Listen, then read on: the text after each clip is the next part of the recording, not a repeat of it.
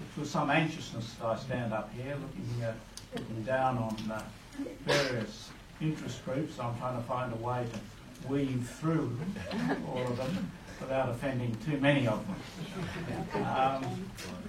Because listening to Marcus, I have a lot of sympathy for him. I suppose in other states I've designed 3 or 4 planning systems, as well as run a planning department, and advise ministers. And of course, as you heard, been president of Paddington Society. So I've sat in so many chairs, and I feel sympathy for everyone. I'm trying to find a balance. I called my talk 1979 rebadged, ?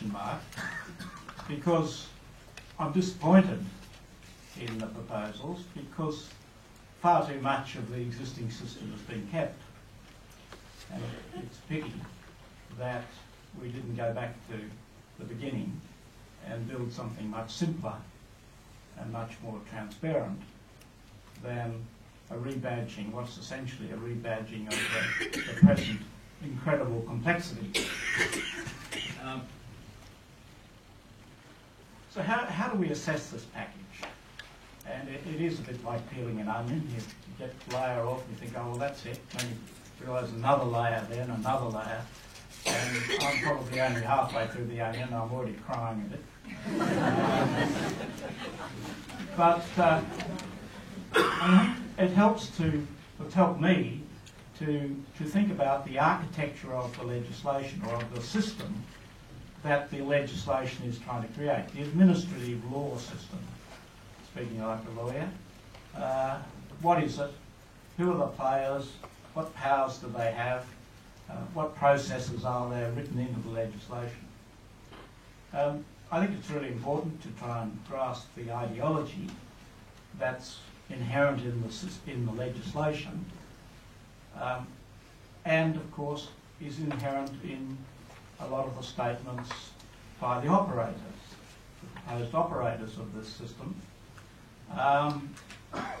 because you can have a machine,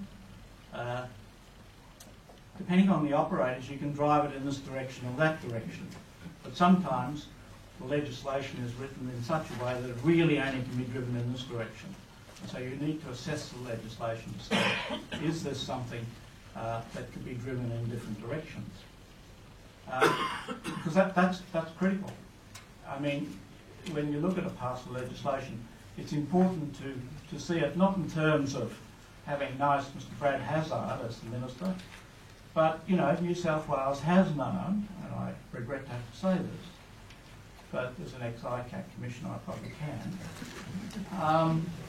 has had ministers and ministers for planning and premiers who have made what I would call not impartial decisions under the planning system. And so you need, when we're drawing up planning controls for industry, for example, or giving a planning consent for somebody who wants to put a couple of sewing machines in their house, you know, the old guard will say, oh no, slippery slope, it'll be a boiling down works next. And we need to think about the boiling down works minister and or department head and what they would make of this system. So you've got to see it in those terms. What mischief could somebody get up to with the range of discretions that sit within this legislation? And then, of course, we need to look at, well, what are the stated objectives of the current proposed operators? So I think breaking it into those ways is a way of coming to terms with what's something of great complexity. I want to talk a bit about how we got to this point. And I mean, there are many influences, but I'm just going to pick up a couple, and possibly this reflects my experience, because I've done some work for the Property Council many years ago on planning systems, and they've been a very effective and very serious, I might say, very serious and intellectual body that has looked at Australia's planning development process, played a major role in interstate discussions. I mean, at one time there, the head of the Property Council was chairing the interstate committee of state government planners, public service planners, and it was heavily influenced on COAG and some of the issues that came out of COAG regarding planning. And if I could sum up the position that's sort of come out of those discussions, it's not only the Property Council but also some of the chief planners of the states, a shift towards panels rather than politics, political bodies, elected bodies. Now, I've got to claim some responsibility for this. When I was running South Australia, we did set up some joint state and local government panels to exercise development control powers in the City of Adelaide, in some of the new development areas, but they were joint bodies where there were equal numbers between state and local government, so they were very much a proper partnership. Out of that experiment has weaved its way across the desert to New South Wales, to panels which are heavily dominated by state government nominees, with only what I would call token council representation. So the model came through South Australia, was watered down and more recently in South Australia, arrived in New South Wales, and this legislation is replete with many panels, which of course gives the Minister enormous patronage power because he'll be appointing a lot of those people. There was a very strong push within the Property Council discussions that I've attended on facilitating what I call standard urban products, the detached house, the fast food joint, the shopping centre, the standard land subdivision, because of course much of the housing in Australian cities is created by laying down a standard subdivision pattern, standard road pattern. Maybe sometimes they're up and down, sometimes they're wiggly, but essentially it's a standard pattern. Levelling a block, creating a flat building platform, and then wheeling out a project house and putting it on the block. But that is how we have generally developed our cities. And of course, before we do that, the planners love to separate land use because that increases the need to travel. And they plan cities by coloured plans with residential here, commercial here, industry there, and a bit of open space down here. And that's the zoning plan. And so it's a series of sequential steps, and the product is always the same, regardless of the planning report which may have been preceded. And the community consultation, we talk about healthy cities and environment and ESD, but the product is always the same because the system is the same wherever we go. So, and that supports standard products. And that's a good thing in a way because we've got one of the most efficient house production industries in the world. We produce a 4-bedroom detached house incredibly cheaply. Mind you, you usually only have 1 or 2 people in it, but that's because, the housing affordability problem is not really a supply problem. It's really a demand problem. Massive taxation subsidies for home ownership puts a great deal more capital into the purchase of houses than is probably warranted, certainly warranted, leading to a large number of underutilised houses and excessively sized houses, and of course inflated prices. In a sense, it's a giant Ponzi scheme supported by immigration and massive directions of capital into the creation of housing stock. Unfortunately, not into the creation of supporting infrastructure.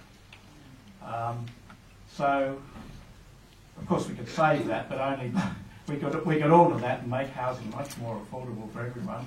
But of course, it would destroy a huge number of household budgets and cause an economic collapse of a major kind in the banks, probably. So we have to keep the system going, and standard products and standard controls help us to do that. Now, of course, standard controls, which are a consequence of encouraging standard urban products, is contrary to contextual controls. And contextual controls, because standard controls require simple measurement, and contextual controls require skilled discretion to be exercised. I mean, one of the great things about the city is we have one of Australia's best architects heading our planning department, and people who come to with high-rise and developments, complex developments in the city, get dealt with by a very professional designer, and they really appreciate that.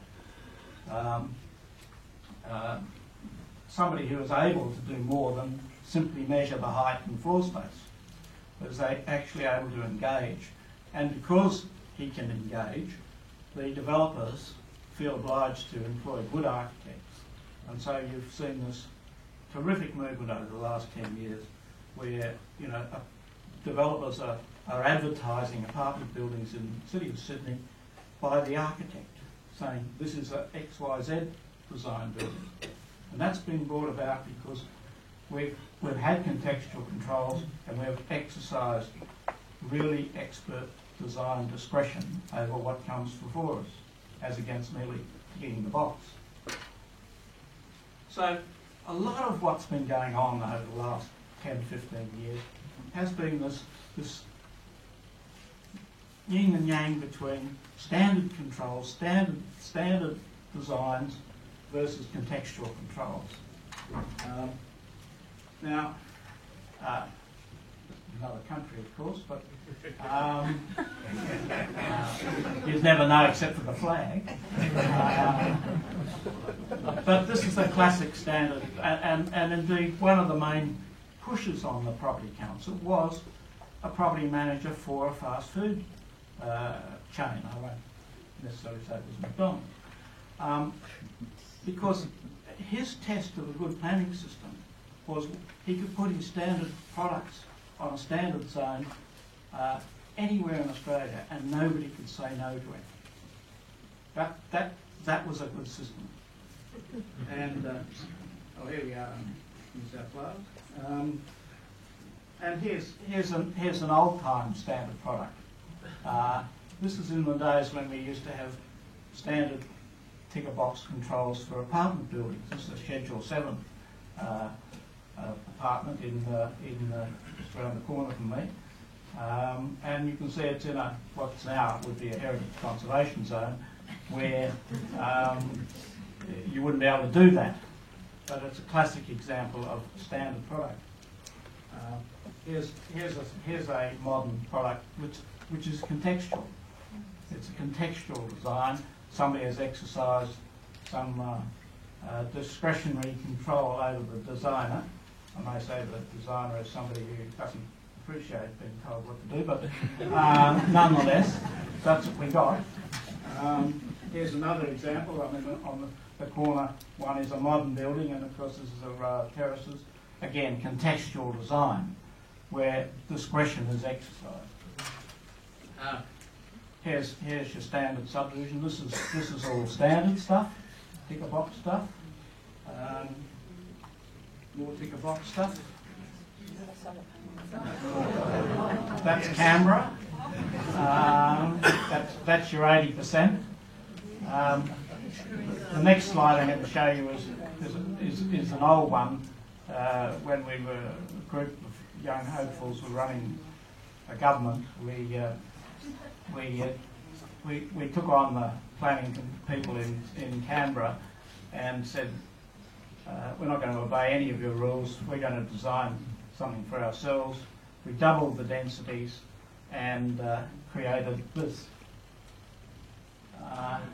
housing that fitted into the environment, didn't bulldoze anything much, and doubled the densities and provided a very good architectural product because it wasn't standard and it didn't comply with the standard, the planner's rules. I remember one of the planners said, "But I wouldn't want to live like that." We said, "Well, you're not going to live like that." I think they were also very concerned about the resale value, and we said, "Well, you know, it's our money." Standard versus contextual controls. Okay, I'm going to continue with the influences. Now, the Urban Task Force has been an influence of good.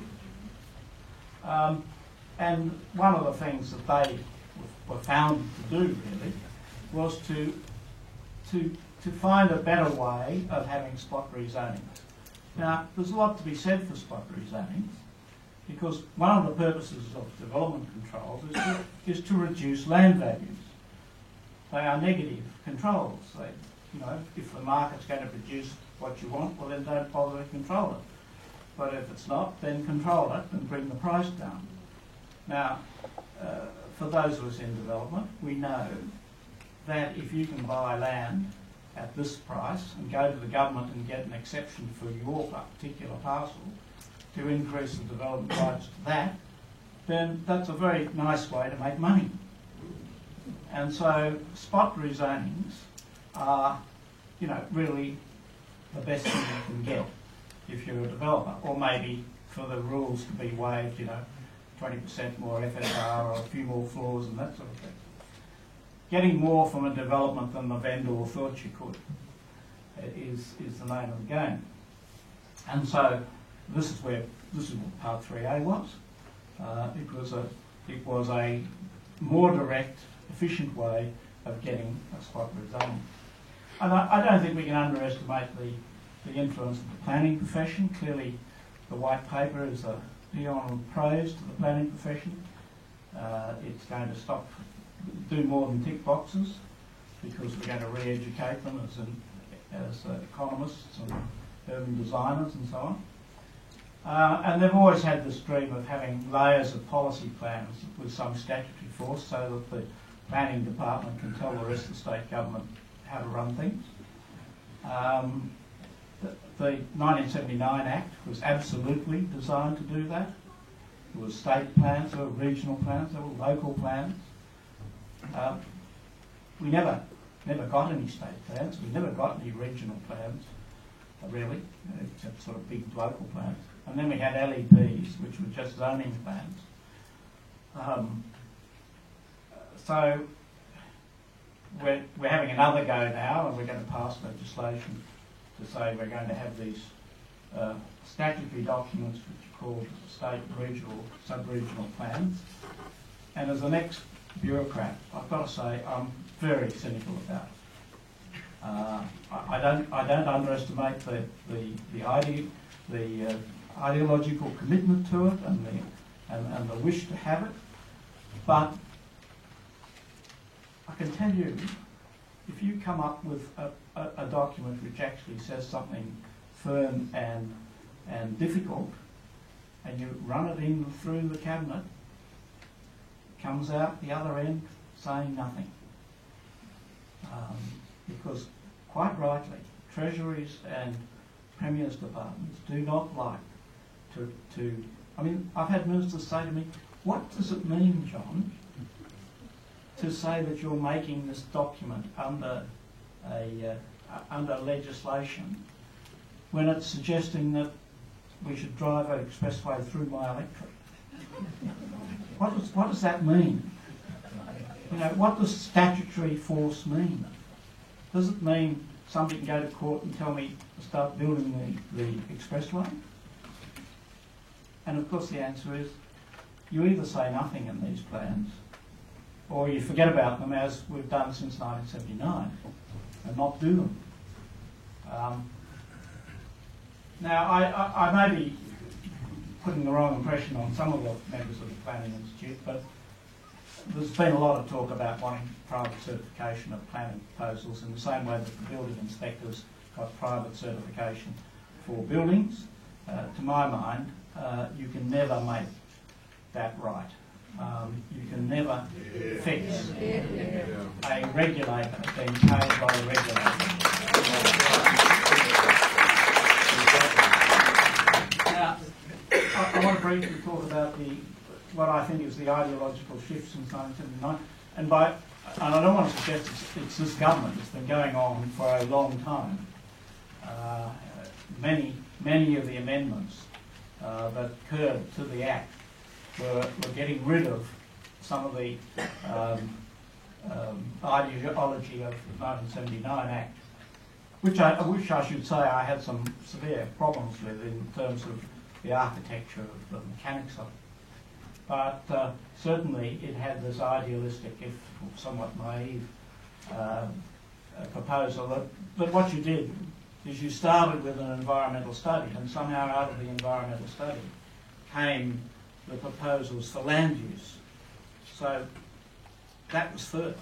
Now, if you look at Principle 1 in Clause 3, the strategic plan should promote the state's economy and productivity through facilitating housing, retail, commercial and industrial development and other forms of economic activity having regard to environmental and social considerations.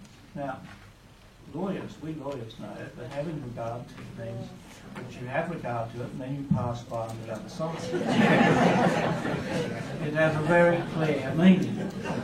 I know this because I wrote a planning act in South Australia which says that you'll have regard to the principles of development control, which were the development controls applying to land in South Australia. And within a year or two, the Supreme Court said, well, that means that you can ignore them, having regard.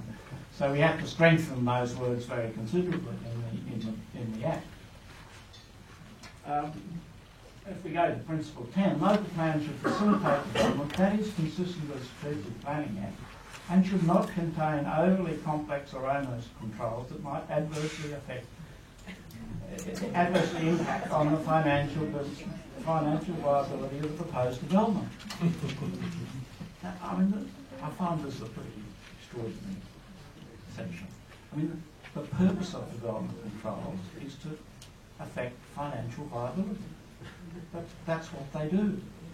I have this agricultural land. I can't use it for anything else but agriculture. It's rezoned for detached houses. I can't put lots of flats on it. The controls are negative.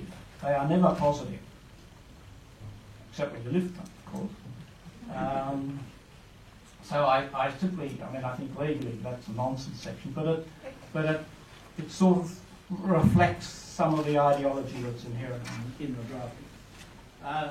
In determining an application, a consent authority is to take into consideration the public interest, particularly whether any public benefit outweighs any adverse impact of the development.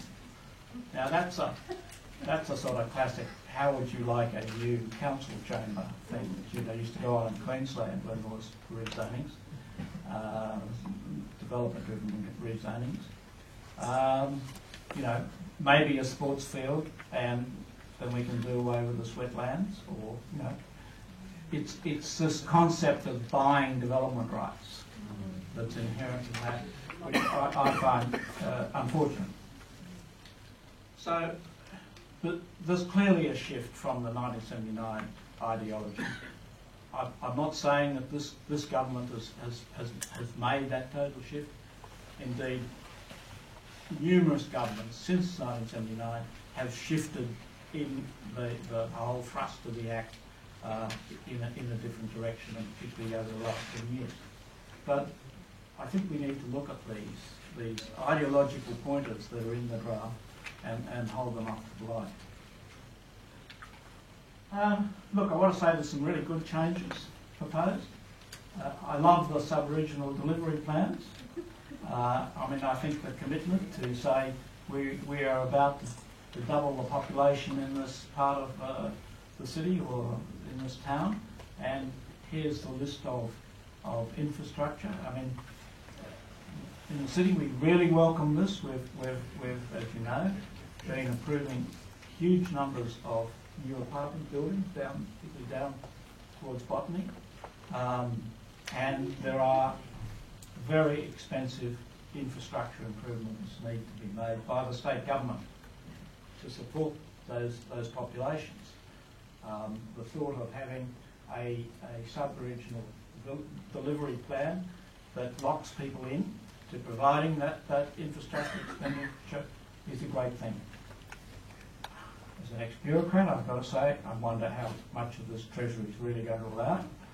But it's a great ideal, and I'm looking forward to somebody taking action to stop a development on the grounds that the delivery plan hasn't delivered. A single document of development controls. This is, to me, wonderful. I have been arguing for this ever since the 1979 Act passed. We had, 50 or 60 different planning control documents applying to a block of land under the old system. The fact that the local plan is going to be the place where all the development controls are placed is terrific. That's what we did in South Australia 20 years, 30 years ago. That's what Victoria did. It's great to see New South Wales finally catching up. It's actually what we did in Warringah. Because we had, each parcel of land had its own set of controls, and had they put everything on computer, you could have just pushed a button and got what the Minister said he wanted out of this reform, which is a printout of exactly the controls that apply to your block of land. The unfortunate thing is that Marcus has never give up the old. He's put in the single document of development controls 3 chapters, one of which looks like the SEPs, one of which looks like the LEPs, and one of which looks like the DCPs, and he's provided that different legal consequences apply to each chapter. So he sort of said yes, but not yet, please.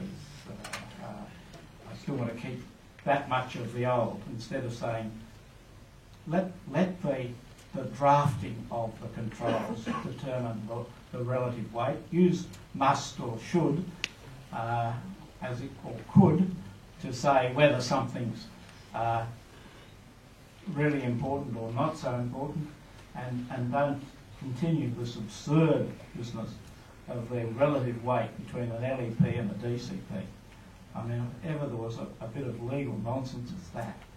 And hours and hours of court time is taken up with lawyers arguing, all right, this is in the LEP, so therefore it's more important than this in the DCP, Anyway, sorry, that's technical stuff. But I welcome the single document. Even though it brings with it necessarily the power of the Minister to make an amendment to it. Because you can't have a single document. I mean, that was the problem with the old Act. The government said only councils will be able to amend LEPs. We, the state, won't do any more spot zonings. Within a nanosecond, they'd use the state planning powers to spot rezone a site for a garbage dump. Sorry, I'm getting really technical. The requirement for due process. This is a nice thing. Planning authorities to make decisions open, transparent way to provide the community with reasons for their decisions, including how their community views have been taken into account. That's good. I like that. A bit of due process. But there's a bit of now you see it, now you don't, which has been a common way in which you've made changes to the Planning Act. Looks good up front, but then there's a section way down hidden which says, well, what you read up front really isn't quite the situation. Applicants have no right to appeal if the PAC conducts a public hearing. Well, I don't know that much. But it doesn't seem right to me. Certainly the lack of third-party appeals is very unfortunate. Other states have got them. They, as the ICAC has said, they're a great way of reducing the likelihood of corruption. Because if there's always a potential third-party appellant circling the wagon, the deal that's been done inside the wagon is less likely to occur. Now, this is disturbing. I haven't put the section number in, but there are no legal consequences if the provisions of the legislation are not followed. The whole community participation process is not mandatory. Except for the requirement to give notice, which is the current requirement. And as we've got to understand that, because you could spend many days arguing about whether there was adequate participation, whereas whether a notice has been given or not given is an objective fact. So the process for making local strategic infrastructure plans, so the actual process that's set out, is not mandatory, and any provision concerning consenting to state significant development. And it's a very broad discretion the Minister has to what is a state significant development, state or regional. And he's got to take some advice from the PAC, but he doesn't have to follow. So that seems to me to be a bit unfortunate. Spot rezonings.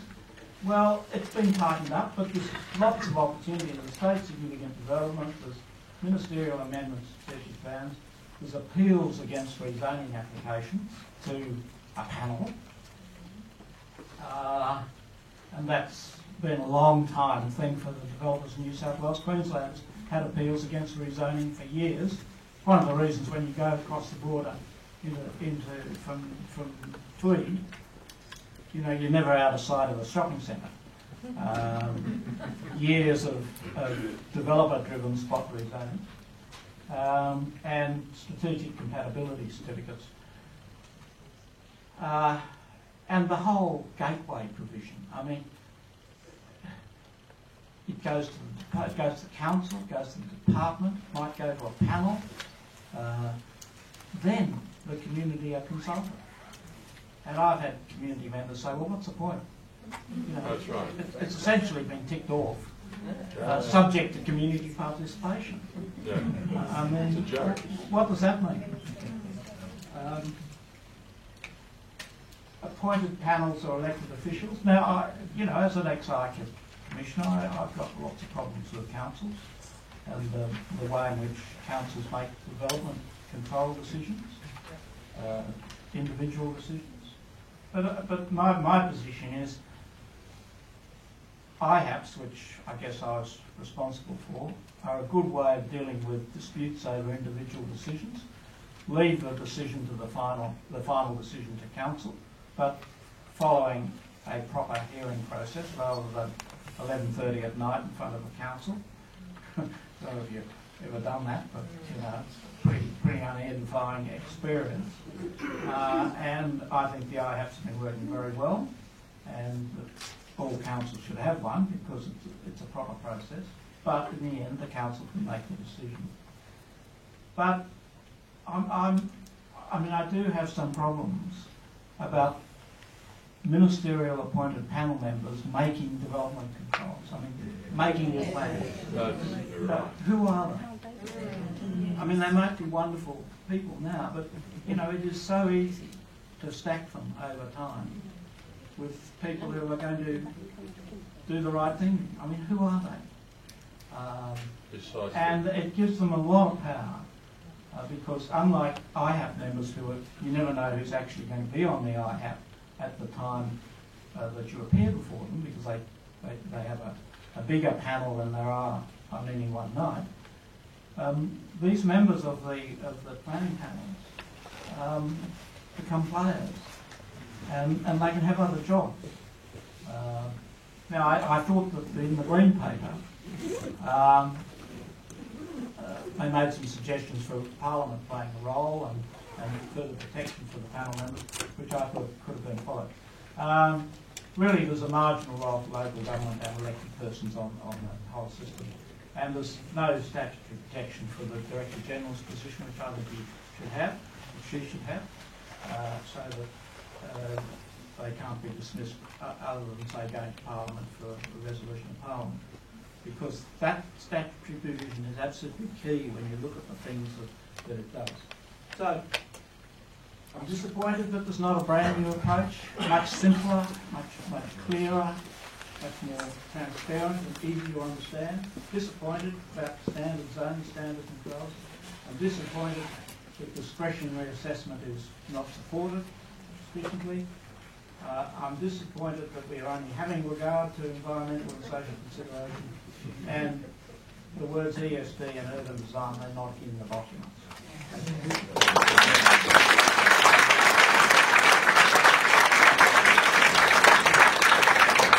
Thanks very much for that critique, John.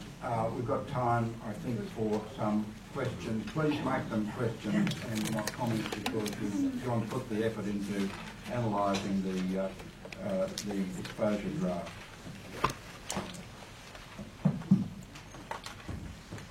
At the back. Thank you, John. I do agree that we do need to change the system, okay? Totally not opposed to that. I agree with your comment about private certification. In New South Wales, it is really out of control. We have a house beside us, a plan put in for private certification. We went down to see it, and we thought, wow, this is so big, it is the smallest block you'll ever see. Maybe not the smallest, but certainly one of the smallest. So all of the neighbours we got got hold of the SEPS code, and we went right through it. This did not comply. Question is, why is there no one who oversees the certifier? The only way, once an illegal code set has been passed, right, the only way you can make it invalid is by a court. You can't get to the court. Okay. Well, look, I think it's, as I said, fundamentally wrong to have a system that relies on the regulator being paid by the regulated. I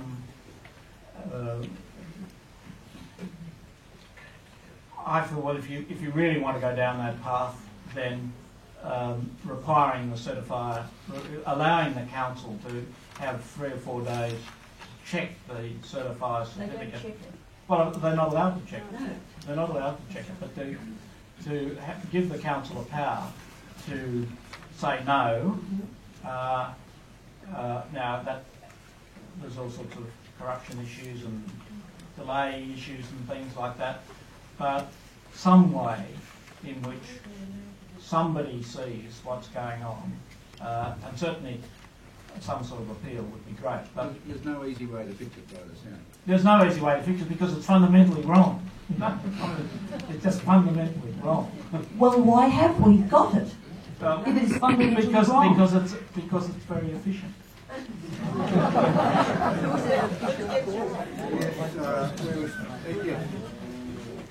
Thank you, John. You did say that one of the benefits, some of the good changes were the sub-regional delivery plans. This is probably more a question for Mr. Ray, but look, if community participation is at the heart of this new system, then perhaps, John, you can tell me, or Mr. Ray can tell us, why are the regional plans, aka the Metro strategy, on exhibition now? And why is that exhibition closing a month before the new system? How can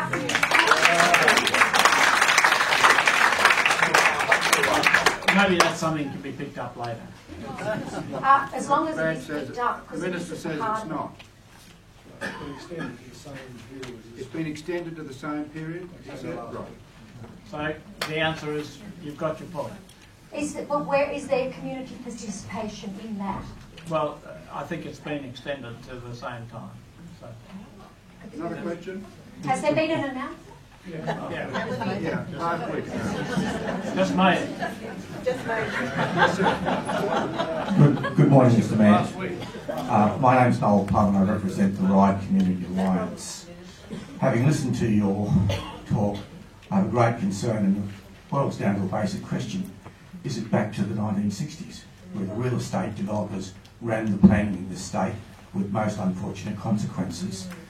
And a corollary to that is, can we really have confidence in this government that it's fair income, that this whole thing is not a sham? And I come to the point of view that by their actions you shall know them. Right at the moment, Ryde is the recipient, the unfortunate recipient, of one of 4 urban activation precincts that have been declared by the state government. The one that particularly concerns us is North Ryde, a little suburban area that happens to have a parcel of land locked in concrete between the M2, the Epping Road and Dello Road. The state government is proposing, in their own words, a development bigger than Barangaroo here, and giving the community 6 weeks to respond. The beauty of this urban activation precinct put forward by the state government for its own land is that it cuts across the technology and business park concept stretching across in the arc of North Ryde. And so my question is, and let me just say, it's got 2,700 homes proposed there, and it also steals public open space. So my question is, can we have confidence at all that the white paper as currently, and the legislation it foreshadows, is going to protect the community? Very hard for me to say anything about that. I think that as I say, there's some good things here. I would like to see a greater balance between economic development and environmental and social. I'm not even sure what environmental and social mean, in real terms. So I would like to see a greater balance driving throughout the legislation. But as I made the point, the legislation is one thing, how it is driven and what it is used for is another, and that's very much a political issue. We've got time for one more, Jim? Yeah. John, Phil Jenkin. Could I just ask you this? In the exposure bill, it's got an objects clause protecting heritage and the environment, but really nothing else in the exposure bills. Now, can you place into the exposure bills proper protections set out to ensure that the community appreciates and values the bills, protecting heritage, protecting conservation areas, protecting the environment, actually in the legislation?